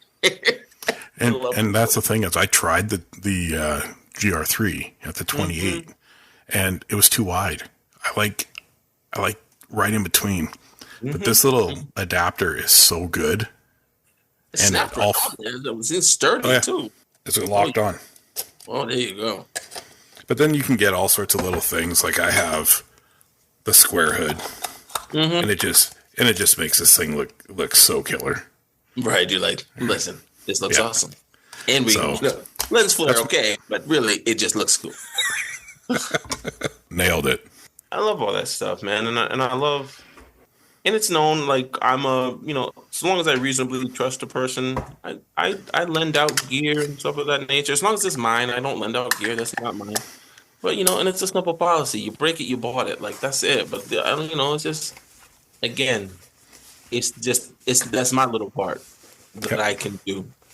And if we're trying to build community, do that by not just cheerleading and giving exposure, but get this in your hands. Try it. I love this camera. Tell me what you think of it. Do you like it? Da, da, da. I like that people in my community know, photographers in my community know, yo, hey Jonathan up. If he got it available, he'll help you. Yeah. I'm heading down to Seattle with Mike of Legend, and Roxana and David, Culture to Crown. Yep. And David's interested in getting the GFX line. So when I'm down, man, take her for a run. Exactly. Let me know what you think. Mike wants to know about the Rico. Take it for a run. I'll take photos like this. Yeah. Yeah. Yeah. But just sharing and letting others experience what I have, it saves them money because maybe that camera turns out it's not for them. Not for them. Sure. And an investment in the GFX line, even used, is a substantial investment. Yeah. Yeah. And I won't be buying any more GFX lenses. No. I just, again, like, I love the Fuji. That's good. It's just like, dude, I cannot justify it. I'd literally be like, I'd rather just buy another GFX body than buy the lenses. This is wild. I was like, I was like, well, maybe they're refurbished. I was like, yes, not. Well, a 63 in Canada, like brand new from the shop, is over $2,000. Stop it. No, man. Like, seriously, it's ridiculous. No, that ain't gonna work. So, I love it. No. I have it now. That is my one and only autofocus lens for the 50R. If I had the opportunity to grab another Midicon, I would grab it and let the 63 sit. Maybe take it out for landscape stuff. But mental health and creativity, what's your thought? I can only make I statements and say that making photographs allows me to be in flow state and feel like I'm moving in my purpose. And I experience time differently when I'm making photographs. And I think that that's really important to me into, I know I'm not in a good situation or I'm tense or something of that nature. If I'm somewhere like with cameras and I don't want to shoot, sometimes, it's just respect. Like, I'm going to respect the space. But like, I know that I'm in a moment of disequilibrium if I don't want to shoot right now. I don't feel good about this. I think that I can only make I statements. Again, is the ability to express is deeply important to me, and I don't think I'm unique in that. So that's what I can say. Is like, I don't think I am unique in the need to express, to experience catharsis, to experience joy, to sometimes exist in the challenging liminal space of being a human in the world. In a lot of ways, I make photographs to remind myself that the realm is beautiful, that there is beauty here, that is all around us. It's not my natural inclination to feel or be that way. I can get curmudgeonly and cynical, and I love the ways in which a photographer friend of mine by the name of Rachel. She's a tintype photographer, really beautiful work. But I did not know Rachel, but my friend Melaine, who I mentioned earlier in our conversation, Melaine sat and did a tintype session with Rachel, and I just Instagram scrolling by those photographs, those tintypes. I just saw them at the right moment. I'd have been having like a tough week. Wasn't really just inspired. Just tough week, man. There's life out here, man. Just having a tough week. And seeing these images of my friend so beautifully rendered and with obviously such care and just whatever, I reached out to Rachel just on some like, hey, man, I want you to know that not only do I like these, am I impressed by these images on the, just the level of aesthetic, visual, pleasing visuals, but it was the boost I needed. It was just the reminder of beauty that I needed in that moment. And see, that's the power of art, right? And so to tie it back to the mental health piece of things, I think that the way art allows us to manage our mental and spiritual and emotional health, and if we allow it to, it can also, we know that there's destructive, and I don't know that art can be destructive, but like art or unhealthy relationships therewith can also lead to some really awful things. So I'm not acting like you can proceed blindly. Other things to manage or negotiate life. But I really got into photography after my grandmother passed away. And, I started photography on a practical, like, hey, I need some photos for the theater that'll help us. I'd always been interested in photography, but never interested enough to actually like sit down and learn crafts. But then at that point, in the theatrical sense, I was like, listen, I can save us a couple dollars. And I was only trying to get proficient. And a few months into just trying to become proficient, my grandmother passed away. And it was wild because it was like, I just thought of things like my grandmother had been to every single one of my birthdays up until the year that she died. And she died like a month before my birthday. And while my grandmother lived to be 85, which is like 1,000 Black American woman years, man, like it's incredible, especially the life that she lived and came through. And yet her time on this mortal coil had come to an end. And so I found myself just saying, like, you get busy doing the things that you want to be doing, because this thing is finite, it's terminal. We all know that, but it is those experiences that remind us. And so I threw myself into photography, and the Mary Beth Meehan, who is my mentor, that mentorship started. We had known each other because Mary Beth had made this extraordinary portrait of my grandmother that was part of this public art project that she was doing in Providence. So they had become friends in like 2015. And so it kind of catalyzed what would eventually become our sort of mentorship and our friendship. And we do other artwork and things together. And so when I think about what that would have been, my grandmother's going to pass away, that's it comes for us all. But to not have had photography, and especially, frankly, during the lockdown pandemic moments at the height of that, especially in the beginnings of it in 2020 and things, I had a thing to throw myself into. I often marvel at the fact, frankly, that it's like, while the death and mayhem in tumult that the COVID moment caused, I can never disabuse myself of that knowledge and reality.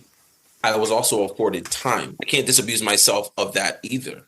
Mm-hmm. I had time to really throw myself into this. And I think that it allowed me to, because the pace of life changed, and it allowed me to be intentional in a way that I simply would not have been able to do were that moment not to come. Does that mean like, man, I'm glad it happened? No, of course not. But what I can say is that's the complexity of life. My children are alive because of a car accident. I tell people that. And people are like, what do you mean? I was directing a play at Mixed Magic at the theater, and the lead actress got into a car accident and wasn't able to continue with the production. She is thankfully fine, great. So that's just awesome, because that's what we want for people. But a guy in the show was like, hey, I think I know somebody. My friend, we used to do theater together. She might have some availability. That person was Kim. So that's what this is. These are the complexities and weird things that I sort of like to explore, even in my lane of portrait work, of just like, we are a series of beauty, of contradiction, of flaws, our ability to be so big and great, and also to be so small and so petty, and it's all in one person, right? And that's all of us collectively. Like, we are experiencing our lives individually and collectively, and these intersections and these things. Think about all the stuff that had to happen for us to just be doing this. So it seems like, oh yeah, but like our lives had to go the way they went in order to get to a moment of like conversation about like, yo, man, you need to try that artisan 90. Like, yeah. It's wild. And I have to remind myself that like, that's the good stuff. That's the beautiful stuff. And there are hard things and there are ugly things. Come on. I exist in the world like everybody else. And I like to think my head's not in the sand. So I see. And so I guess it's like, what is my contribution to the beauty? What is my contribution to try to do or leave something good? That's what I'm trying to do.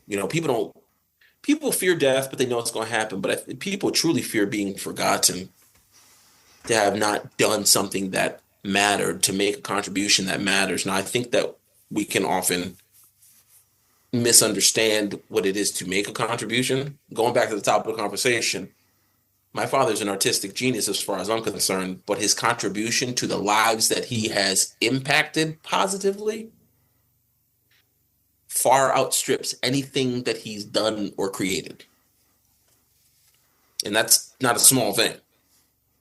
With the photographs that I make, with the portraits that I make, it's my love language. It's how I try to do my part, because I can be ugly, I can be negative, I can be so many unflattering things, and I got to work on all that. But I hang in there because there's beauty to be received and there's beauty to be given. For me, photography is an act of gratitude.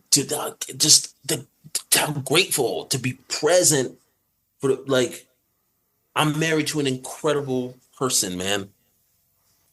Having that support is, like, come on, though. Like, what? My kids, wild, but like, Lord, they have all of these things and more than I could possibly be. My oldest, man, I swear, like, I joke but don't joke. I'm like, I'm just keeping these cameras warm, because if this kid ever just decides, I'm like, it's a wrap for me, I'll be like, well, let me, I joke. I'm like, listen, for a long time, maybe forever, I'll be the tallest person in my house. I have that going for me. I am unchallenged there now. But this other stuff, man, to see the abilities that both, of course, I made my contribution, but also it's like, man, that's all their own. You got to remember that. It's easy. It's easy to look around and be like, this is all terrible. And you wouldn't be like wrong in coming to that conclusion. You couldn't look at a person and be like, you are wrong for saying that. I'd be like, well, there's many reasons why that is a plausible argument. But photography reminds me of what's possible, of what we're capable of the beauty that is within people, that binds us and propels us, and that we have a responsibility to show it, to spread it, as you are doing with your platform here. I'm enjoying this conversation because it's just all love right now. We love the same thing. We do. There are different people who love the same thing, and we love it for different reasons. Some of the same reasons, some different reasons, yep. But there is something essential to, put cameras in the hands of young people? Yeah, say when. You know my email, you have my number. So I took one photo. I just wanted to share this story before we wrap it up. So I took this photo. We did a memorial for the indigenous youth that didn't come home from residential school. And when I took this photo, I hadn't had the whole story of my background yet, but this is the photo I took. So it's a young child silhouetted touching the dream catcher as the sun's setting. And she said something along the lines of, it's okay, you're no longer alone, or in those words, which hit me hard. And I was trying not to tear up. Sure. So this is whenever I see someone post something about what was your most powerful photo, and this was mine. It's finding power in an image that changed my whole outlook. Like, I loved taking photos before that image. I just loved it. I loved capturing those moments, being like, this photo's sick.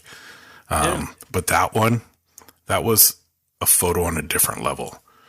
Well, it shows you that you are part of something, and that in that moment, it was your responsibility to bear witness, to make that image, to share it, to find out later that it in fact connects to the story of your actual life. Like what an honor that is. It's an honor to be a photographer. That's why I come back to that piece about responsibility. It's an honor. It's an honor to be able to do what we do. Now, I don't need everybody like, it can be light and breezy and whatever. Like, that's fine. It's still an honor, and there is still responsibility, regardless of your subject matter. You know what I mean? It is interesting to have reflected back to us both our contribution, because that photograph is also a contribution.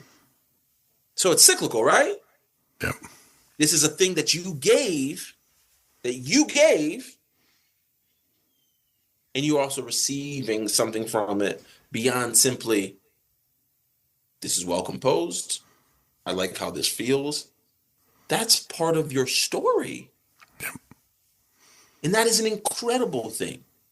You can't ever lose sight of that. Yeah. It's an honor to do what we do. It's an honor to be in community with people who share these sorts of values and sorts of love in a sense of, and I know I keep coming back to the word responsibility, but in a world where being responsible and accountable, I mean, we talk about these residential schools, somebody is responsible for that. It needs to be held accountable for these atrocities, for genocidal atrocities. People have to be held to account for that. Yes, sir. And there's a lot of people that need to be held accountable for a lot of things that sure. that led our countries to be the way they are. Sure. I think that holding to account happens in a variety of ways. It's like Gordon Parks talks about the weapons of choice, right? It's like I picked up a camera. Could have picked up a gun. I picked up a camera. And I think that that's a real thing, whether it's showing not only the reality of that memorial in your photo, but that a child was there, so they are proof that the bastards didn't win yet. Yep. I'm here because the bastards didn't win. You're here because the bastards didn't win. So not only is that something to be grateful for, you have a responsibility to that. And then round and round we go. I was fortunate to be born into the family that I was born into. I was fortunate to be born Black in America, despite the fact that it's wild. Yes, it's crazy. It is wild to experience. But man, I look around and be like, man, how beautiful we are. When I look at the plurality of America and what it really can be in the different cultures and perspectives that can, like the possibility of America is incredible. It's incredible. The possibility of America is incredible. And so when I experience that possibility, I point my camera at it. 100%. So that people can't say, well, I've never seen or experienced. I'm like, listen, I don't get everything, but don't tell me you haven't seen Black love. Don't tell me you haven't seen Black fathers. Don't tell me you haven't seen Black tenderness or joy. And I'm far from the only cat trying to do that. And it's not the only thing that I seek to do, but I absolutely seek to do it. The stereotype and the misconception that's spread across news media about cultures is it's disgusting. Because, I mean, I know indigenous culture firsthand, and the stereotypes people hold on to this day. I've learned whenever there's an indigenous protest, I cannot open the comment section. Oh, no, don't. Oh, yeah, no, don't comment. No. I'm very much connected. I love Black history. I love the Black community. And I've never been able to pinpoint why ever since I was a little boy. I grew up in Portland, Oregon. Yeah. And across the street from where my grandparents lived was where the Black community started. And I can say that those people always gave me love. They were always amazing to me. And I would hear these people talk about the color and the races, and they would be so disgusting. And I'd be like, why are you talking this way? And I'd say, well, I'm Indian, right? So you're telling me this nonsense thinking that I'm, going to be like, oh, that's cool. But no, Like, it just is so gross.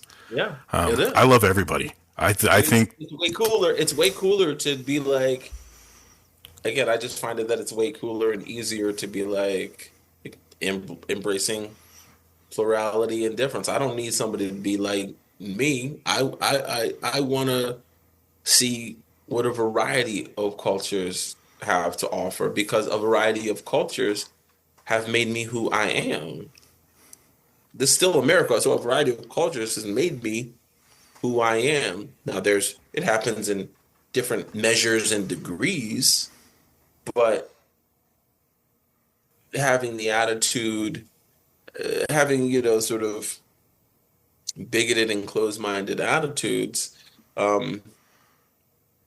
beyond many things, is also deeply boring. It's deeply boring. It's deeply boring. It's dangerous. It's like, oh, you're dangerous and boring. That is true. So, that's with our work and with the work of the people who inspire me and who I appreciate. They're, again, the constant reminders of the beauty and the possibility and I know I keep saying responsibility. Sorry, whoever's listening, but like, it's true, because it's when you're a storyteller or trying to be one, you have power. And I'm not saying like I'm so like, but just, you could put out an image that misrepresents somebody, misrepresents a culture, a people, a moment, and do irreparable harm. Yeah. So like, your ability to do harm has to be commensurate with your ability to like take responsibility. I actually like the word responsibility in the last few days. So the last 2 days I have one left, but after I record that, it'll be 7 podcasts in 2 days I've recorded. Yes. And there's been lots of awesome words. One was forgiveness. Don't wait for someone to apologize, just forgive. Sure. And then now responsibility. And that's what makes this world so good. If we take responsibility for the actions we capture behind the viewfinder of our cameras, we take responsibility for our cultures. We take responsibility for teaching the youth that their culture is important, that they are important, and they should be proud of who they are. Absolutely. Jonathan, I just truly want to thank you. I am grateful to now call you my friend. Yeah. This has been an amazing chat. Do you want to let everybody know where they can find you online? Sure. I am on Instagram and on Threads at J Pitts-Wiley. That's JPittsWiley. And then also at my website, which is in need of updating, I must admit, jpittswiley.com. I always enjoy conversation and meeting folks and talking about the craft and getting together. I have found great community locally and otherwise as I've continued on my journey of photography, and I'm eager to have that continue. It's been great. Can you shout out your theater as well? Oh, I absolutely can. So that's Mixed Magic Theater. We're located in Pawtucket, Rhode Island. The IG for Mixed Magic is at MMT560, and our website is mmtri.org.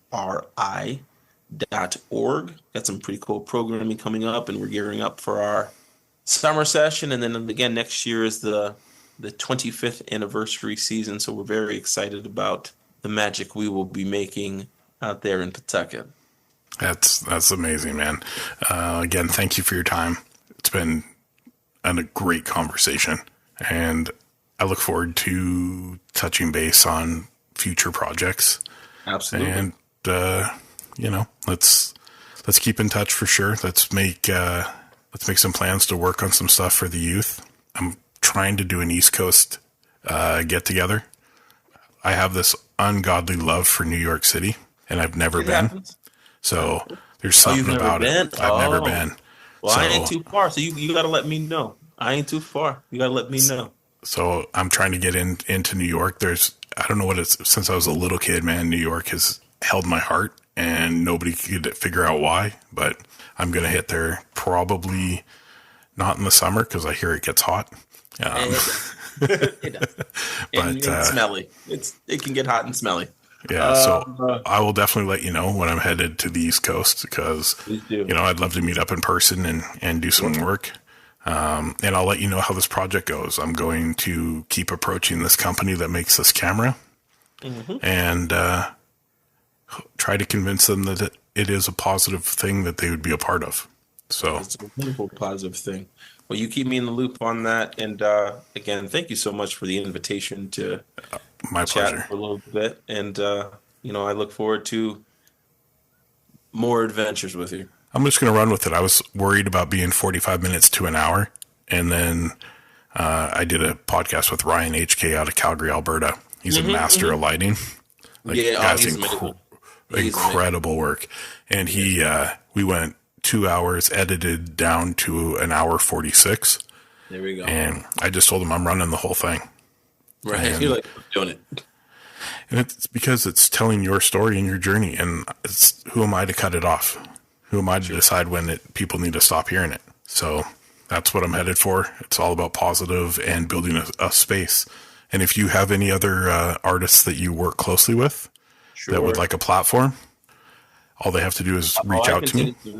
Absolutely. I can and I'll get them on because there's so much talent that goes unnoticed. And I just want to do my part. Whether my podcast grows to something that turns into something, who knows? But I'd still want to give a platform to everybody. That is appreciated. Thank you for tuning in to another episode of the Life of Phys Podcast. I hope you've enjoyed our show, and don't forget to subscribe and leave us a review. Your feedback helps us continue to bring you content and the stories of our incredible guests. And remember to stay connected with us on all social media platforms. It's at LIFE_OF_PHYS or on the internet at www.lifeofphys.com. Thank you for tuning in and have a great day.